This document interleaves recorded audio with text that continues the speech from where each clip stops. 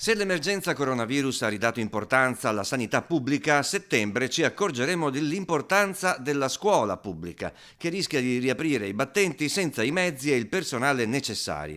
E questo è il grido d'allarme dei sindacati della scuola che hanno indetto lo sciopero di tutto il personale scolastico del Veneto. Ad oggi noi abbiamo il documento del Comitato Tecnico Scientifico che individua per rispettare la sicurezza non solo dell'alunno ma di chi ci lavora dentro e indirettamente di tutta la collettività almeno 4 metri quadrati.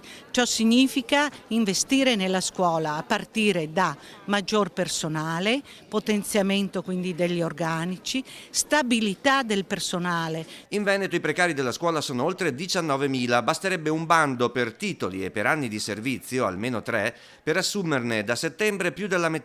Lo dice una normativa europea. Questo governo ha sbattuto le porte in faccia a noi, docenti precari, ma anche ai sindacati che non sono stati ascoltati. La maggior parte sono donne, sono mamme e sono over 40. La politica si riempie la bocca del lavoro delle donne e quando ci sono da stabilizzare mamme, questo non avviene. Il prossimo concorso sarà straordinario,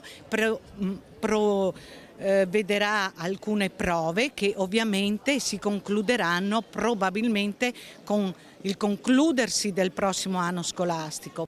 In Veneto per tornare a insegnare in sicurezza servono più aule, forse il doppio delle attuali, per ospitare un numero più basso di studenti, docenti stabili e forse, dicono i sindacati, pensare di riadattare le scuole che oggi sono chiuse.